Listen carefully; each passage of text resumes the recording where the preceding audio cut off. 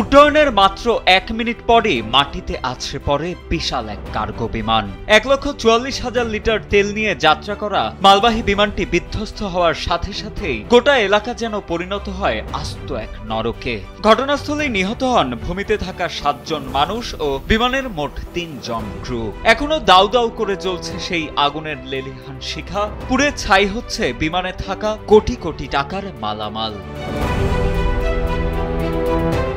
তবে এ ঘটনা কোনো অনুন্নত দেশে নয়। 4 নভেম্বর বিকেলে যুক্তরাষ্ট্রের কেন্টাকি অঙ্গরাজ্যের লুইভিল আন্তর্জাতিক বিমানবন্দরে ঘটে এ দুর্ঘটনা।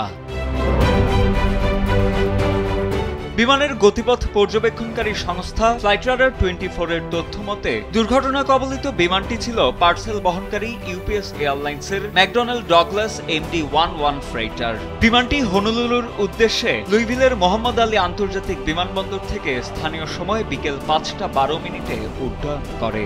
টেকঅফের মাত্র 1 মিনিট 6 সেকেন্ডের মাথায় বিমানটি দ্রুত গতিপথ পরিবর্তন করে প্রায় 5 কিলোমিটার দূরে বিমানবন্দর সংলগ্ন গ্রেট লেন এলাকার শিল্পাঞ্চলে আছড়ে পড়ে।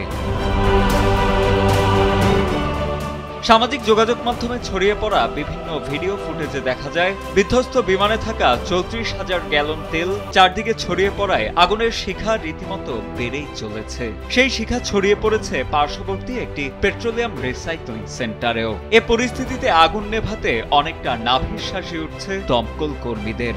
এছাড়া এ ঘটনায় প্রাণহানির সংখ্যাও আরও বাড়তে পারে বলে আশঙ্কা প্রকাশ করেছে কর্তৃপক্ষ। বিগত 34 বছর ধরে কখনো যাত্রী আবার কখনো বা মালামাল পরিবহনের মাধ্যমে সেবা দিয়ে যাচ্ছিল বিধ্বস্ত MD-11 বিমানটি। এর আগেও বেশ কিছু দুর্ঘটনার কবলে পড়ার নজির আছে এই মডেলের বিমানটির।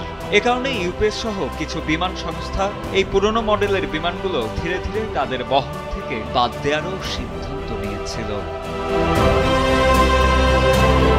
সাদিদ আনিল, ডেস্ক রিপোর্ট, সময় আলো।